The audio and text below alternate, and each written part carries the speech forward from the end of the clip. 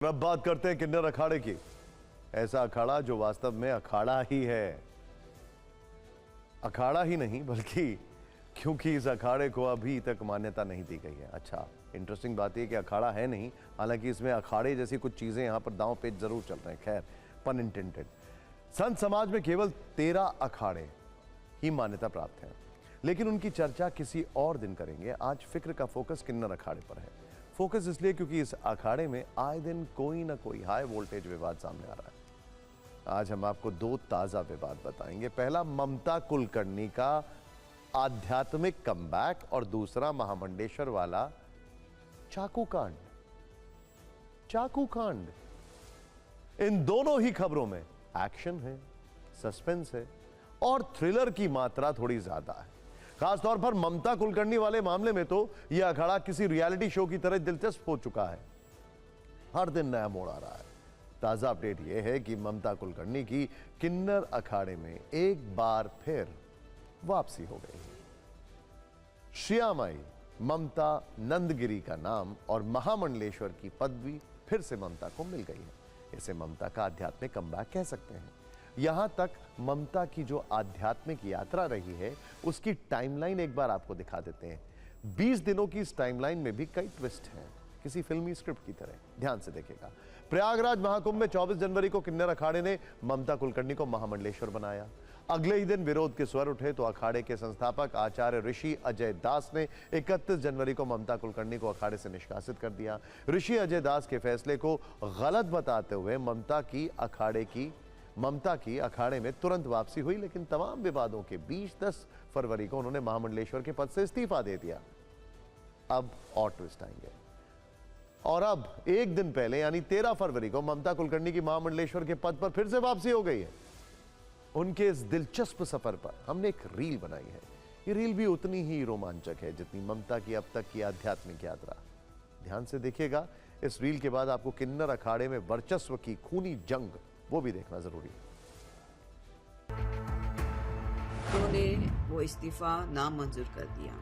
मैं उनकी दिलों से कृतज्ञ हूँ कि उन्होंने वापस मुझे पद पे बिठाया।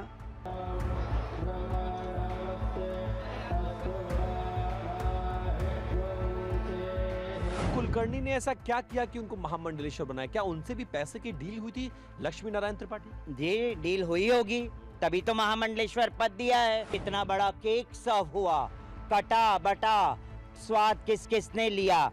या क्या वो केक 50 लाख का था? क्या वो केक 1 करोड़ का था? मैं महामंडलेश्वर यमाई ममता नंदगिरी, मैं इस पोस्ट से मैं इस्तीफा दे रही हूँ। मेरे पट्टा गुरु डॉक्टर श्री आचार्य लक्ष्मी नारायण त्रिपाठी के ऊपर कुछ लोगों ने गलत आक्षेप लगाए थे।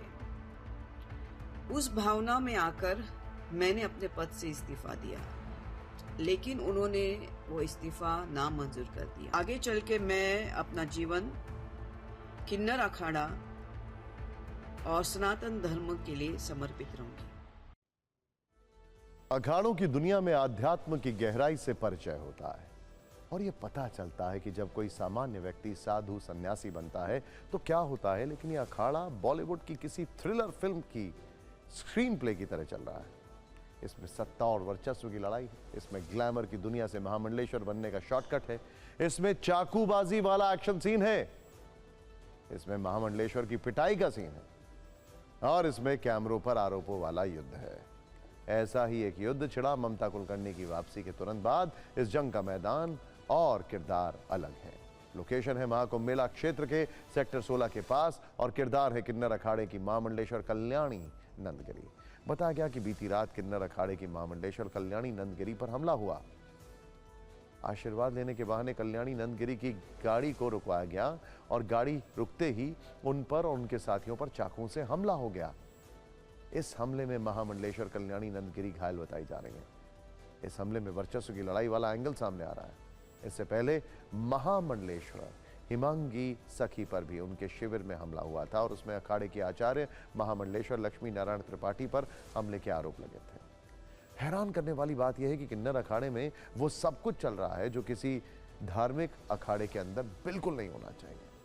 किन्नर अखाड़े में जैसी घटनाएं हो रही हैं उन्हें देखते हुए ये सोचने वाली बात है कि क्या इसे वाकई अखाड़ा कहना उचित है, क्योंकि फिलहाल तो ये बॉलीवुड के किसी प्रोडक्शन हाउस की तरह चल रहा है, जो बेहद दुखद बात है।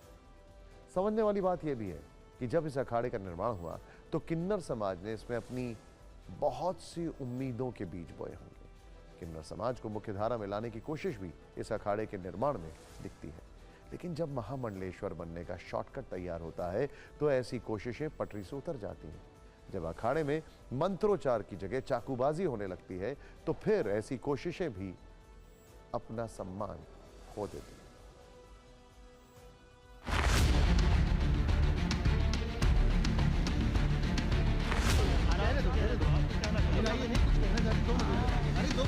हमारे साथ इस वक्त मौजूद हैं किन्नर अखाड़े की महामंडलेश्वर कल्याणी नंदगिरी जी, जिनके ऊपर अचानक कल रात में हमला होता है और उनके साथ मारपीट की जाती है, और जिसमें वो बुरी तरीके से घायल होते हैं।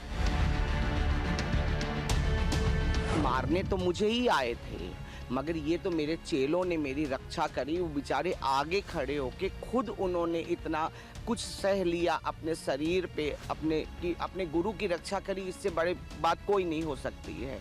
और उन लोगों ने इतना कुछ सहने के बाद बताइए, मुस्कान उस जगह खड़ी भी थी। ये विवाद हमारा आज सालों से चल रहा है। हमारे कोसाम्बी जो क्षेत्र हमारा लगता है, वहाँ पे एक किन्नर है, मुस्कान किन्नर, भरवाली में रहती है, और ये बहुत दिन से वर्चस्व की लड़ाई है।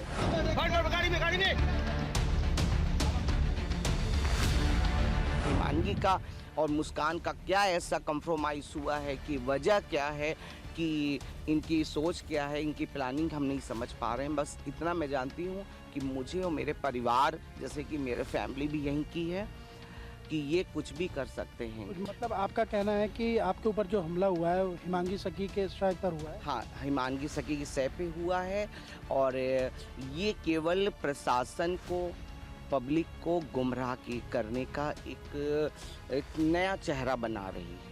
ये लक्ष्मी नारायण त्रिपाठी और उनके जितने भी महामंडलेश्वर है, करीबन 60 महामंडलेश्वर उनके अंदर घुसे हैं, और सब ने मिल के मुझे पीटा है, जोर जोर से पीटा है, जोर जोर से पीटा है, और इस तरह से मेरा हल कर दिया। अब दोनों में विवाद की वजह क्या? अगर ममता कुलकर्णी पे मैंने आवाज उठाया है तो मैंने कौन सी गलती कर दी?